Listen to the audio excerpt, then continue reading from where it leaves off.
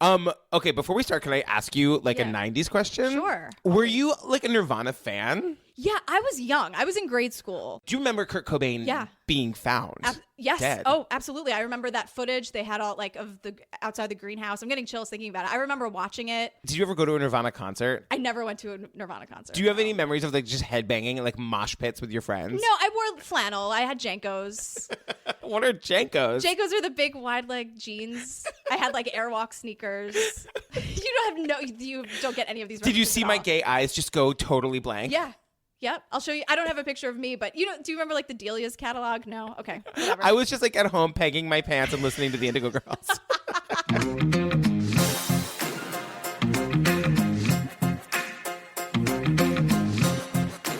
You guys, before we get to the episode, I just want to say thank you so much to the thousands and thousands of you that have found our podcast. I can't believe it. I know, it's insane. All these awesome emails and tweets. I'm loving it. We're I'm so dying. excited. Now, the one thing I'm going to say is if you love our show, we would love you to help us find more people to love the show. And there's two ways you can do that. The best way would be to share your favorite episode on your social media, like your Twitter or your Facebook or whatever. You can also rate and review us on iTunes. That's really helpful. Yeah. And we appreciate it so much. And thank you times a million. Yeah. All right, now to the show.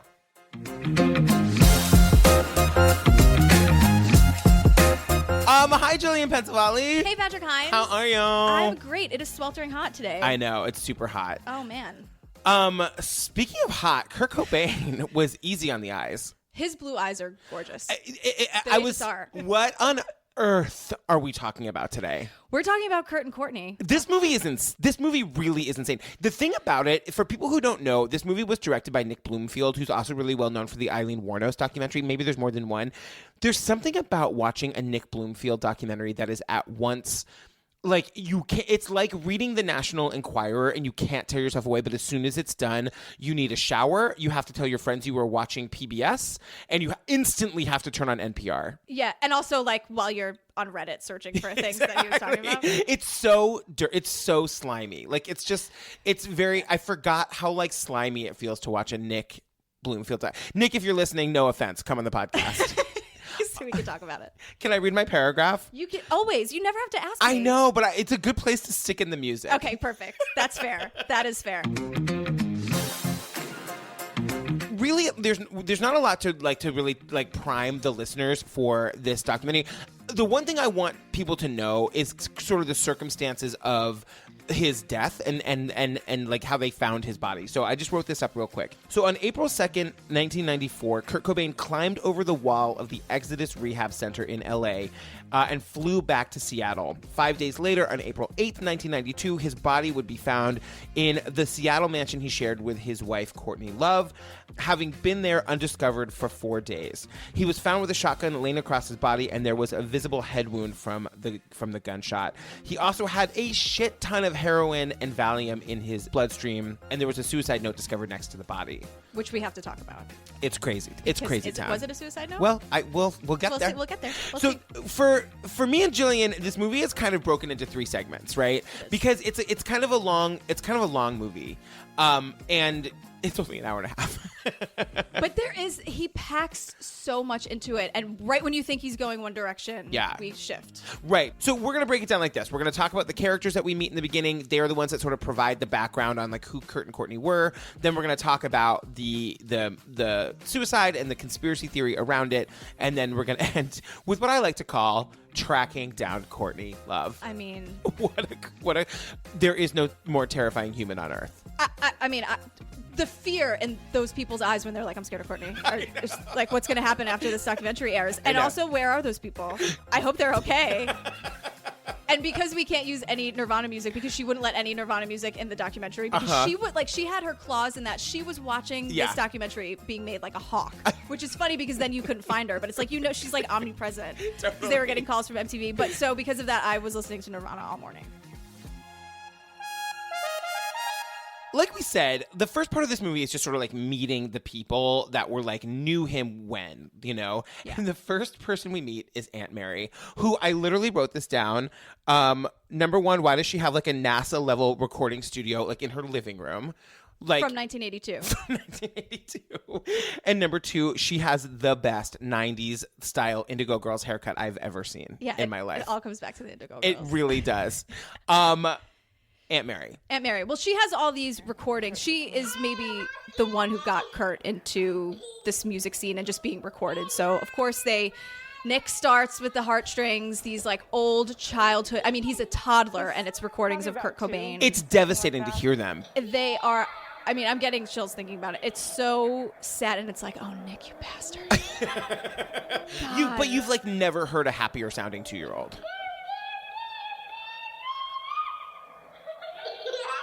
He's thrilled. Yeah. He's just happy to be recorded. You could tell he's in his element and he's not even like saying full words. Yeah.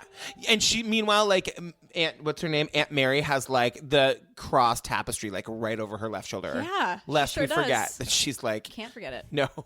In my mind forever, just like she wants it. It's weird because he's such an iconic figure in music history. Yeah. To hear. A, to see somebody who was like related to him, who was so like painfully normal, but B, just to like hear these recordings and these stories about him, and like she's got all of these like recordings from when he was like a teenager. So we can hear a little bit of it here. Do you want? Sure, no, just play it. Just play it. Yeah.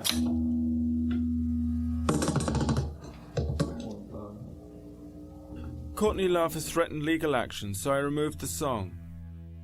Instead, this song is by Kurt's best friend Dylan and his band Ahhhhh. This part of the documentary is like very much meant to give us a sense of like who Kurt was as a kid. Nick like takes a road trip and drives to Aberdeen where he meets the teacher. I think it was like the principal or something. Was it? They called it the schoolmaster, which is like, what a creepy title. Speak to me. Who are you? What are you doing? Oh, Fill me in, since I'm not sure. We're from the BBC, and we're doing probably the same film that everybody else does who comes to Aberdeen. A film about Kurt Cobain. Kurt was kicked out of his house. He had a very tumultuous childhood, and so he was, sleeping in hallways a lot. And the son, I think, or the kid of this schoolmaster said, "Hey, can Kurt come over?" And then, "Can Kurt stay the next night?" And then he was like watering the plants and like cooking food. He was earning his keep. They tell the story of how he like wakes up and asks like, "How can he help?" That first morning, he got up and asked what he could do to help around the house, what he could do to be of service and fit in. And then the second night stretched to a week, and the week stretched to a month, and he kept his sleeping bag behind the couch. Then they show like the bridge where like Kurt would go and live when he like didn't have anywhere else to live. Mm-hmm. He like literally lived under the bridge at the end of the street. Yeah. At other times, Kurt would go and live under the bridge at the end of his street. The bridge immortalized by Kurt in his song, Something in the Way. We were told by one of the locals that when MTV filmed here, they repainted it and removed all the syringes. Can we talk about his girlfriend, Tracy Miranda? Yeah. So she was like the one like love of his life, they say, before he got famous. Yeah, apparently that song About a Girl is like 99%, she says, written about her. And they live together, and that's the lyric is I can't see you every night for free. And so she has all this old artwork of his. He did this painting right here. No, what's that? That looks to me like a fetus or an embryo. An embryo. Was he sort of fascinated with fetuses? He didn't really seem to be, except for in his artwork. He made all these things for her, like these sculptures and these paintings. And I'm just thinking, like, why is that not being preserved? That should be preserved, right? Yeah. But remember, this is now only 3 years after he's been found and he died. So, and she has it on display. It's like her own little museum, her own little shrine for her. Oh, and also Nick Broomfield, the movie maker, finds out that like one of Kurt's favorite pastimes was shooting BBs into the building across the street. Oh, right. From his BB gun. Which was like the lottery. The Washington Lottery building. It was said that he particularly enjoyed firing pellets from his BB gun across the street into the Washington State Lottery. So what does he do? He walks in. Hi. And I mean, I guess like you have a camera crew, you're like, it's pretty obvious, but the woman is immediately like, get out, get out, get out. I'm calling the cops, get out. I'm sorry, sir, but you're not allowed to come in. You'll have to call security. What? Are you authorized to be in the building with a camera? No. But then she tries to get him to stay so that he can get her. She calls security, and he's like, all right, we'll leave. And she's like, no, you stay. You stay. Like, Do you want to shut the camera off, please? Okay, we can go. Do you want to turn the camera off? Okay, we're done. No. Just stay. Let's go. Just a minute. No, we're gonna go now. Like she needs someone, like she has to do it by the book. Yeah. Security needs to escort him out. That's what the rule book says. It's just it seemed to me like a very strange moment to keep in the movie. I thought so too, and I just maybe because the reaction is so good and it's so real, Yeah. where it's like, what? Like he even looks back at the camera, almost to the viewer, like, can you believe this shit? What's like, what's her problem? Like with this stuff, like what's her problem? Yeah, and maybe was it because like was it like a Breaking Bad thing where people are now like going to the house or like doing their own tours? Like maybe she was just like enough Wait, with is the that a damn thing? kids. In Breaking Bad, I don't know did you watch Breaking Bad? Oh yeah. Okay, when Walter throws the pizza on the roof. Yeah. Oh yeah. People have pizzas delivered to that house, and Vince Gilligan had to go like publicly say, "Stop it! These are lovely people. Stop doing Are you that." serious? I swear. Throwing pizzas on roofs and stuff like that. Let me tell you, there is nothing original or funny or cool about throwing a pizza on this lady's roof. She is. It's just not funny. It's been done before. You're not the first. And if I catch you doing it, I will hunt you down. I'm with you. So I don't know if it's one of those situations. Like that just seems like such a little known fact about Kurt Cobain Yeah, that's that true. people would do that. But I'm sure Aberdeen was just like flooded with grunge Information. kids who just wanted to get One other note about that scene in Breaking Bad, apparently Bryan Cranston says that happened completely by accident. first take. Yeah. They thought they were gonna have to like rig it and do all this stuff, and he just nailed it. Ah, so good. Bryan Cranston, come on the podcast.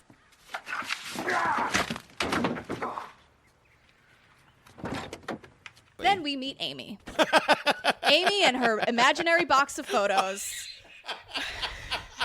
And I wanted to get the photos of Amy with Kurt and Courtney as a kind of proof that she really knew them. Oh, so did you manage to get those photos? I'm picking them up on Sunday from my parents. Oh, yeah? They're out of town, my little brother. Amy, who looks like a Courtney Love doppelganger. Thank you. Who gets ready to go out in the closet. Okay, okay. When that happened, it was like, Amy, is Amy ready? And she just like emerges backwards out of the closet. And I was like, that's a closet with the lights off. What was she doing in there with no lights on? And the person, of course, is like, yoo-hoo, Amy. Hi. The documentary crew is here. Oh, is Amy in there? Hey. You guys can't do things like that without letting me know. Your hair's changed color. And the poor thing, like, she's clearly on something. She clearly has things that she's going through in Yeah. whatever way. But she's also a liar. Yeah. And has all these photos, and they, of course, never exist. And I also love, too, where they show up to the house, and Amy's like, oh, hey, did you want to come inside? No. You guys weren't intending to come upstairs, were you? Yeah. Oh, no. My boyfriend's sleeping. All right. I think we should get to the meat and potatoes and talk about Hank Harrison. Courtney's dad. Can you tell the people about Hank? Hank is a piece of work. Hank has actually said He's the a total words, scumbag. Like, Well, I'm not in the business of getting Courtney to love me or even like me. It's her father. I'm like, you're not here to. He was like, and I've told her that. Right. I'm like, oh, I wonder why she's a mess. Right, Because her totally. father is constantly like, I'm not here to love you. I'm here to have pit bulls. And like sick dogs on you. I asked him if it was true he'd got Rottweilers to discipline Courtney as a child. No, pit bulls. Yeah, no. Dude, I mean, it's horrifying. But he is convinced. He's like, she's a mess. She is. And the way he describes, he was like, my house isn't for turning tricks and do it. And I'm like, Hank, Because calm down. No, but I told her what the rules were. Tough love rules. She was a minor. She couldn't smoke in the house. She couldn't do heroin. She couldn't turn tricks. And she couldn't bring her weird heroin buddies around anymore. I think the main thing that Hank wants to tell us is that he is convinced that Courtney had Kurt Cobain killed. And so he's like giving us the evidence that like he's saying that Courtney was taken from him when she was 5. I don't know what that means. Like, did she go into foster care? I don't know. Yeah. That she stabbed a kid on the school playground when she was a kid. She's been in juvenile hall and was violent. Like, this is his justification for why he thinks that she's the kind of person who would have Kurt Cobain murdered. Yeah, definitely be involved in it in some way. And he mentions how it was a known, indisputable fact that they were going to get a divorce. Kurt had the wheels in motion of leaving her. Yeah, and she was not a fan of that notion at all. Meanwhile, like, truly, Hank is like trying to make. I think that Hank spends a lot of time trying to get Nick on his side, and like Nick. It's an interesting filmmaking choice that Nick rolls up to his house every single time with cameras rolling. Like, there's not a moment not on camera. Like, we see them literally pulling up. Yeah. And Hank, like, coming into the passenger or the driver's seat window, like, "Hey, fellas." Here we are again, Cinema Verite. How are you? No time to talk, just filming. Good, fine. How are you? I think, too, like, it's hard maybe to remember in 2017 how fucking famous Courtney Love was in 1998. Like, she was really at the top of her game. She's going to the Academy Awards that year. She was in that movie. I can't remember. People versus Larry Flint. Yes, that's right. She totally redid her look, which was a huge deal, which sounds really superficial, but it was a big deal because she went totally from agree. ripping her tampon out during a stage performance when she was in Hole, like the baby doll dresses and the smeared lipstick, to this like glamour puss, like really these white old Hollywood dresses. And she seems completely sober every time she's on camera. Like, she seems, there's a lot in this movie made of the drug use and how, like, she's calling the dealer and Kurt's calling the dealer from different phones and like, they're both saying they're like one's on one line and one's on the other, but don't tell Kurt, don't tell Courtney. Like, I mean, she seems like a woman you wouldn't mess with, but she seems like that she's got it together. At that point, yes, in this little pocket of time and some of the things like when she's doing press for Larry Flint or even on the Oscar red carpet, in this little pocket of time, yes, the footage that we see of her seems like she's kind of holding it together. Courtney Love, have you been embraced by the Hollywood community in the last year? I think so. I mean, if you mean like treated really nicely and not having to dive into mosh pits, oh my God. So nice. And what's really like tragic is that like it's at this point in the movie, I don't know what this interview is from. Obviously, it wasn't Nick Broomfield, but there's an interview with Kurt Cobain that they use a couple of times, and this is the one where he's talking about maybe wanting to have a child and how like he never wanted to have a kid until he met Courtney, and their kid, Frances Bean, is like never far from my brain when I'm watching this because I have a daughter, but it's tragic footage because he also seems put together, I mean, 4 years ago, I would have said the classic thing, like, how dare someone bring a child into this life, it's completely a terrible way to go and, the world's going to explode any day and stuff like that. But once you fall in love, it's different. It's such a sad thing to have that realization and then have what's going to happen. Yeah, exactly. To see it unfold again in real time is just like, oh, Nick, you bastard. I know.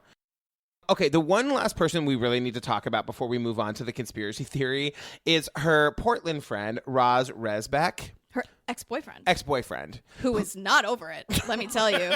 And has like no issue like guzzling a beer in the middle of the afternoon in the middle of an interview for a documentary. And he has boxes upon boxes upon boxes of things. And again, remember, everybody wrote everything down, you guys. There was no notes app. Like everything was written down. This box here is just general. This is from the time. This is the me and Courtney stuff. Sort of. A lot of this is the Courtney stuff.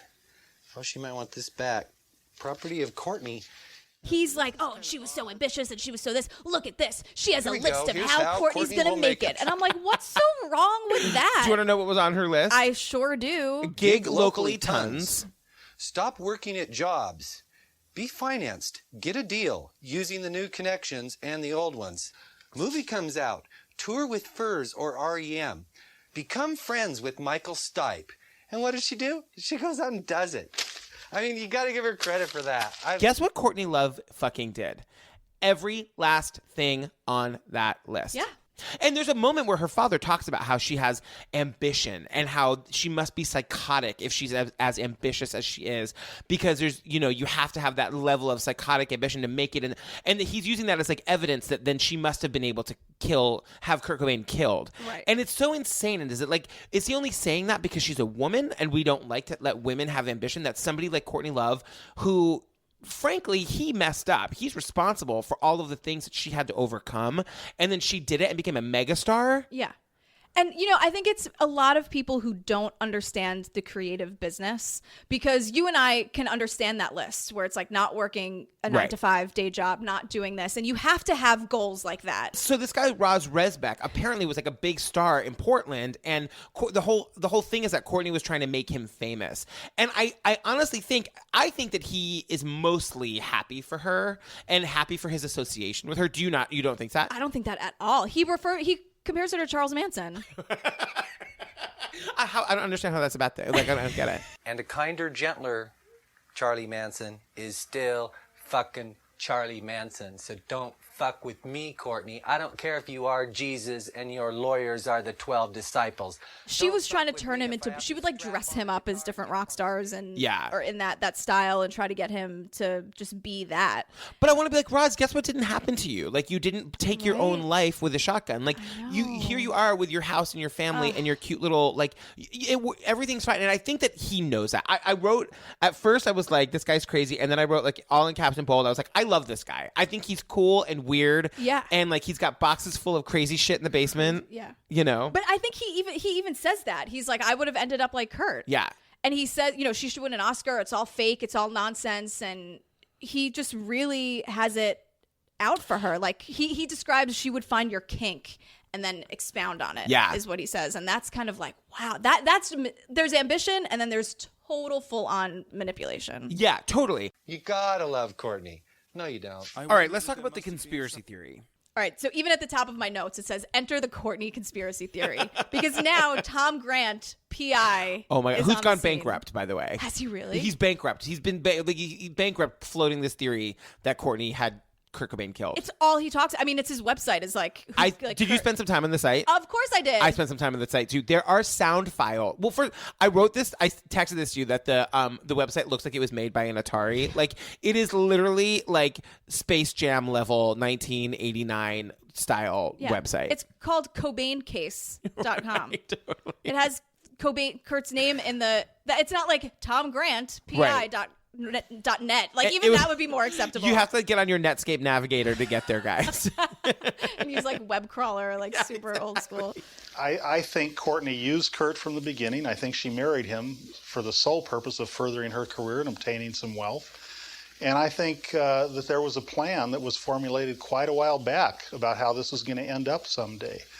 The day arose when Kurt finally made up his mind he was getting out of this marriage and he was leaving her. With Tom Grant, almost immediately, we also meet Dylan Carlson. Who's like Kurt's best friend. Yeah, is he? If he is the guy who bought the gun that Kurt ended up using. Right. This gets very convoluted, and Nick is like ready to catch this guy in a lie. Yeah.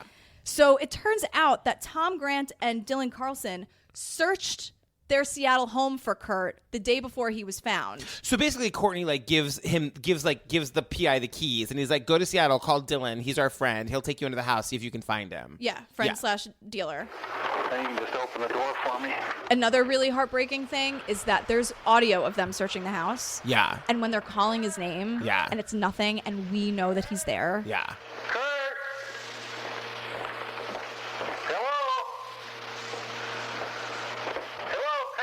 It's just so like it's I hadn't thought of that, but it is so creepy. Like, we know that he's there, and they don't find Kurt, but he was there. Right.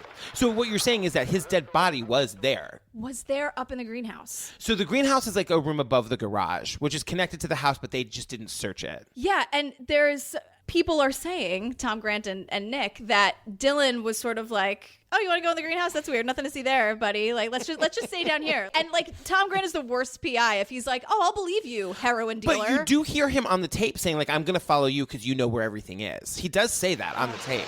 I'm going to follow you through here because you know where everything is. Still. Yeah. That's a bad PI move. Just say, like, if there's another room, I'm looking at it. Why That's are you? True. And why, as the best friend, would you not want to search every single corner of that home? But does that maybe lead to the idea that nobody thought he was going to kill himself? Because, like, why would you think, like, Kurt never goes to the greenhouse above the garage? Why would he be there? Like, they're not looking for a dead body. They're looking for Kurt. I mean, of course, it's easy to say. Yeah.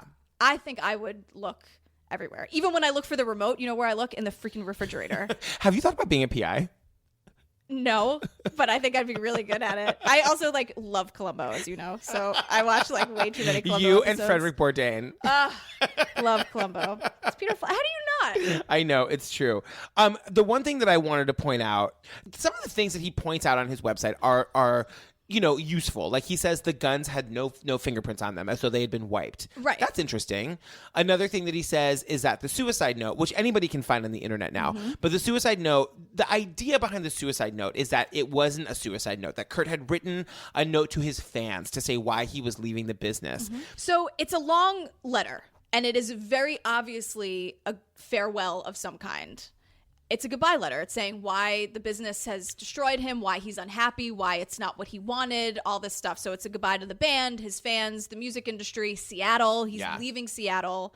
And also, apparently, there were divorce proceedings sort of happening behind the scenes. So he's not including Courtney in this note because it's more about his business. And then in the last 4 lines, look like a child wrote them. And They it's are like noticeably different. so different. The size is different. They're angled. They're written in a totally weird way. And like, that's when it's like, oh, by the way, Courtney, I love you. Goodbye. Right. Yeah.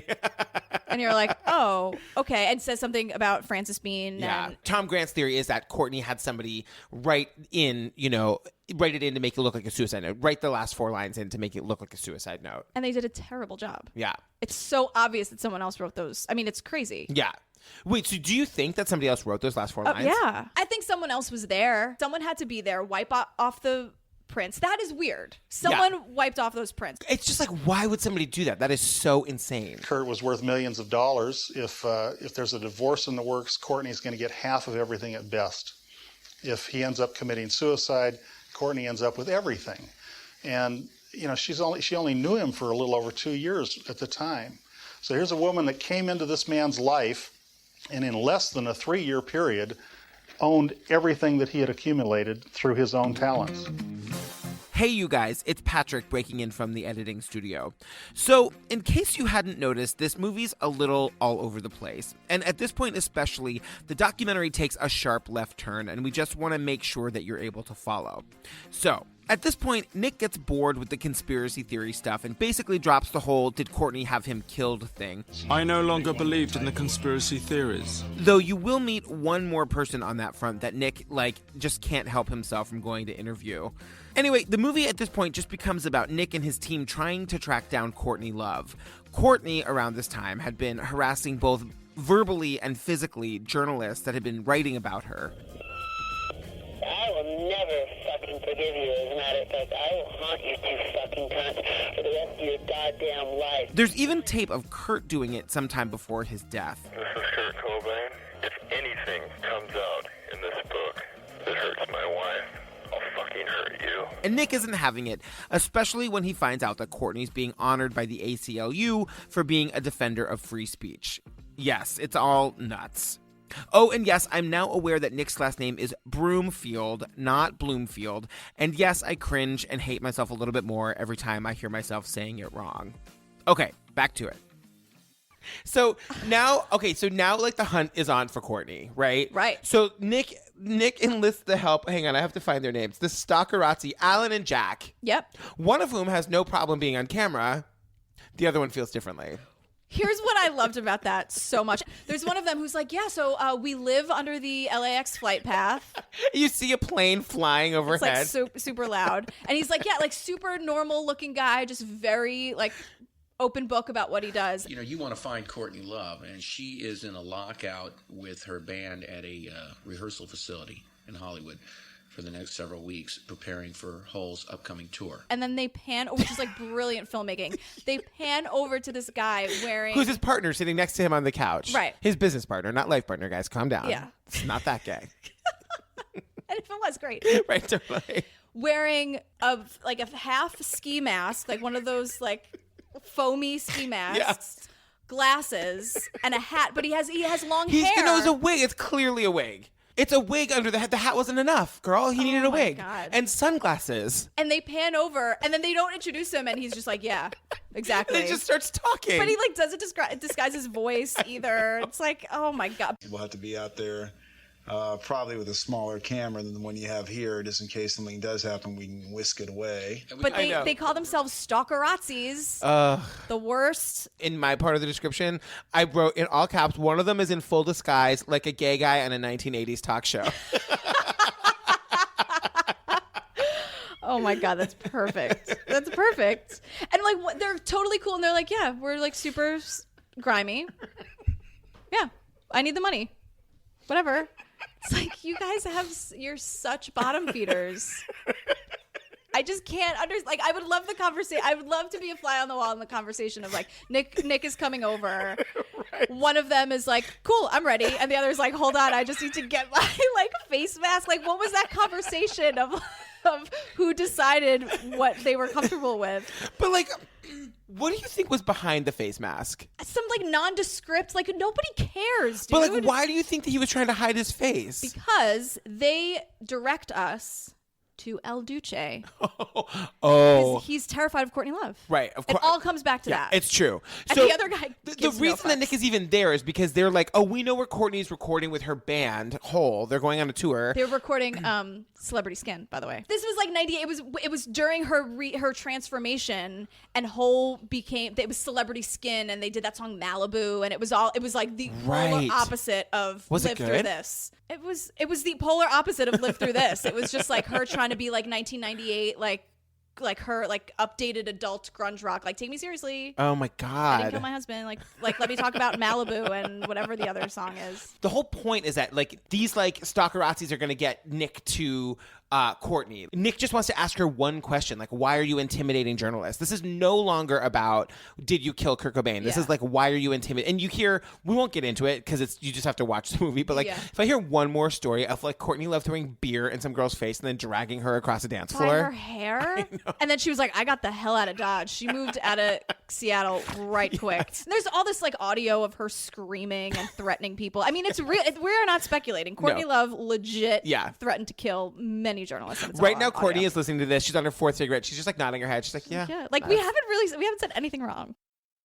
So this guy's in this disguise. Yeah. Because they are now letting Nick know about a total piece of garbage named El Duce. And I don't even want to talk about him that much because that's how much I hate this person. I know. But I want it to be pointed out that Nick says with no irony, the person who takes them to El Duce's house, do you remember who it is? Who is it? A pimp. The following day, we drove out to Riverside with Divine Brown's pimp, a close personal friend of El Duce's who said he could put us in touch.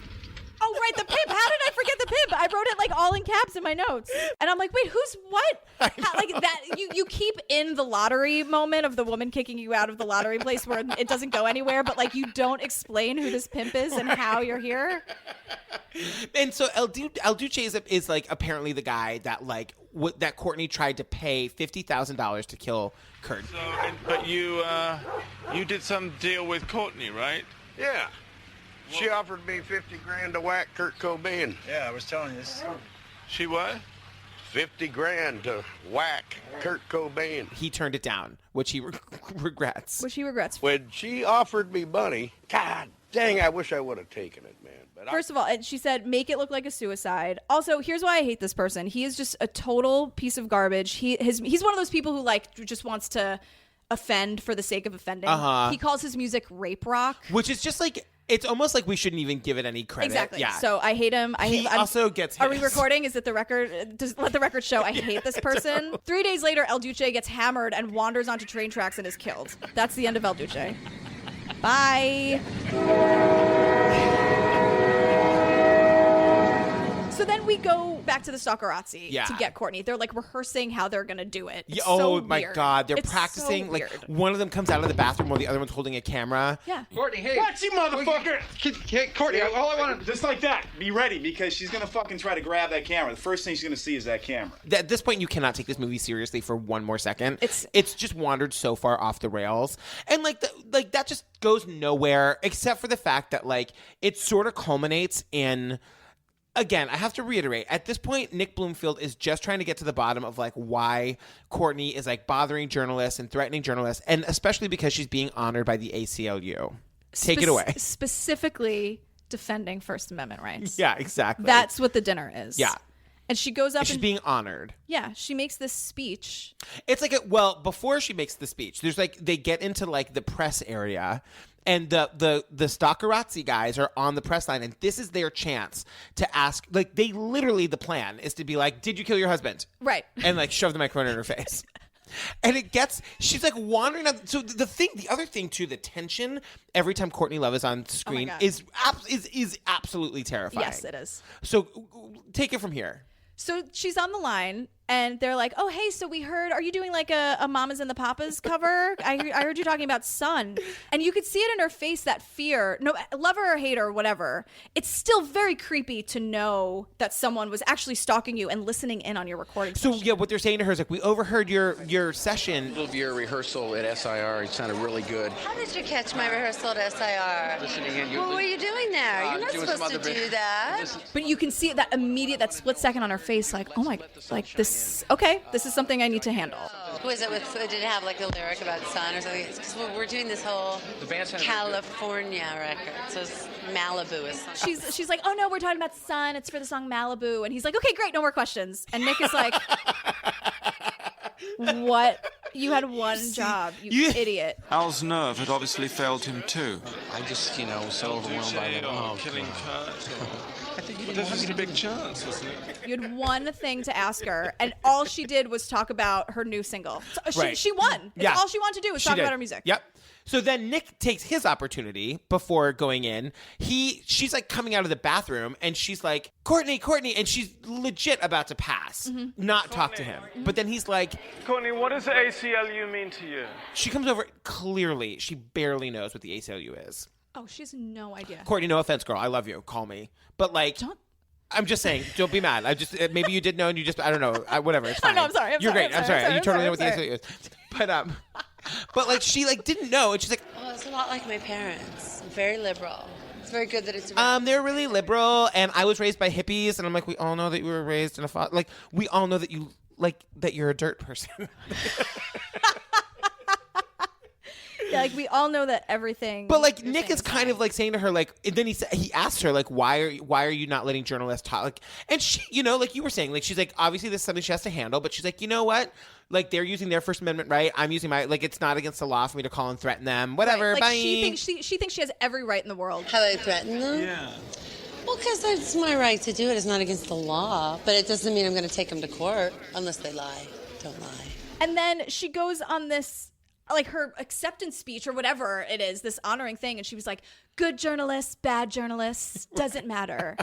All forms of media, the lowest and the highest, have their absolute right to their First Amendment right as well. And I'm like, I'm sorry, you have called people worse things on their voicemail, which are just being sprinkled through this documentary. Like, we know that you don't believe that at all. Right, exactly. So Nick, like, storms the stage. I couldn't actually quite believe what I was hearing, but I decided to do something I've never done before, to ask a question in public that I considered well worth asking. So this is literally crazy because Nick Broomfield works for the BBC. Like, it is not a nothing news organization. No. It's the BBC. Right. He hands one of the stalkerazzi who we can see his face. Yeah. The one who screwed up the question. Yeah. Hands him the camera and the voiceover. Nick was like, he had an anxiety attack. Unfortunately, Al started having a panic attack behind the camera. Nick goes up to the stage and is like, I just want to ask Courtney Love a couple of questions about journalism and First Amendment rights. And it's just, it's like, dude. I don't want to appear to be a party poop, but in the interests of free speech, I wanted to ask a couple of questions. I think Hollywood always has a problem distinguishing reality from myth or image, and unless it is considered appropriate behavior to threaten or cajole or manipulate journalists, esteemed journalists who've written unflattering reviews, I find it a strange decision on the part of the ACLU to choose Courtney Love as a special guest here tonight. Right. Meanwhile, it's all like the nerdiest people in Hollywood. Like, what do we do? What do we do? What do we do? Trying to like skirt him off the stage. You get off the stage, sir. Yeah, like we have civilized dinners here at the ACLU. Meanwhile, don't invite Courtney Love. Also, ACLU, we love you. Like, we love you. You're doing God's work. You are. But like before it ends, oh my goodness, it ends. I literally have in all caps, Aunt Mary is back. Before we get to Aunt Mary, because she comes back and I love her, 4 seconds on The Nanny. Oh my God, yes. So again, in a basement, you're totally right. They meet this woman, Chelsea, and Chelsea just calls Nick. No, leaves a note on the windshield. His windshield. Like, it's all so like insane. Basically like eyes darted in hearts. You're expecting this like 14-year-old teeny bopper, and what you get is not that. Is like an older, messier Courtney Love. Yeah, exactly. Everyone in Seattle, by the way, in 1997 looked exactly like Courtney Love. Yes. And she's wearing like a bra that she's falling out of and some like loose top. Like again, pull yourself together. You have guests. So she's like, it's the not unsexy Nick Broomfield from the BBC. Nick Broomfield is kind of Dilfy. Sorry, I Googled if there was any shirtless pictures. I did of Nick Broomfield. There aren't. Anyway, Nick goes to meet Chelsea because why wouldn't you meet someone in a basement who just left a note on your car saying like I know the truth or whatever she wrote, just something insane. Right. So then she's just saying, oh, the nanny was terrified, the nanny this, the nanny that. You know what? Let me call the nanny. They never say a name. It's literally just the nanny over and over again. Her friend, the nanny, had never been interviewed before. She might come here. She's really scared. She's always been afraid to talk about this. So then suddenly the nanny is there. Yeah. She looks like she's 11. She does. And I think Chelsea is her mother. I don't know. They don't say it, but she was saying like, I was terrified. I couldn't stand it there. You know, she drove Kurt to kill himself. And then she was like, I left. And then she turns to Chelsea and she's like, I came home, like a week before that? Yeah. They seemed very comfortable. I never even thought about that. But the ages could kind of, I don't know. Yeah, totally. It hit me. I was like, why aren't they just saying? But she's the one that finally hammers the point home that like if Courtney didn't kill him with a gun, she killed him with her personality. Yeah, if he wasn't murdered, he was driven to murdering himself. Yeah. She also has one of the, it's got to be like a nervous laughter thing. She laughed too much. Oh, she was like, then he murdered himself. Like, yeah, it's hilarious. Sure that he killed himself. There you go. So anyway, the movie ends with Aunt Mary, and she's like back in a school, like she's in a schoolroom. She's like educating students about depression and drug addiction. And she's like in this classroom in front of teenagers, and she's like, is there anybody here who does not know who Kurt Cobain was? No, of course, it's like 1998. Everybody knows who Kurt Cobain is. In Seattle. Yeah. Okay, I just have to ask. And she's like sharing her like story about losing him and how it was like the hardest thing that ever happened. I mean, she's the only person who has turned this around to try to make some good out of it and spread some education. She's the only sane person in this documentary. She is. Yeah. There is a message of life in this song. And it's a lot like you and me when we're going through hard things in our lives. And losing Kurt was one of the hardest things I've ever been through in my life. And I'm still going through it. I still cry, still hurt from time to time. I miss him.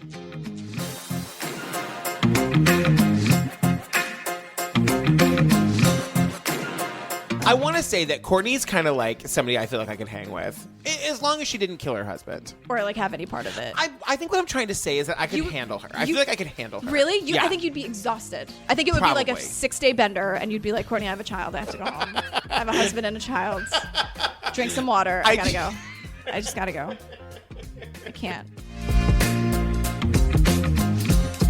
You guys, if you're loving True Crime Obsessed, we'd love it if you'd help us spread the word. You can do that by sharing your favorite episode on social media, like your Facebook or your Twitter, and rate and review us on iTunes. It really helps. Do you want to tell the people where they can find us and all the things? Yes. Go to truecrimeobsessed.com. And you can follow us on Twitter. We love the Twitter. We're having so much fun on Twitter. You guys, I'm literally on Twitter all the time. Like, True Crime Obsessed, no ED. Yep. Find us there and follow us because I'm on Twitter constantly and I'm like sharing fun and you are also sharing really fun and funny things. Yeah, we have the best time. So thank you for everyone who's followed us and tweeted at us so far. We're having the best time with Totally. you. Before we forget to tell you, next week we are discussing Mommy, Dead, and Dearest. And we love you guys and we'll see you next Tuesday for hashtag True Crime Tuesday. I wanted you to do it by yourself this time. Taking the training wheels off. Bye. Bye. This is Courtney Love Cobain. Did I freak you out when I wrote back? Am I like too intense or something? I'm in Kansas City, the Ritz, room 7403. The name is Blanche Dupois.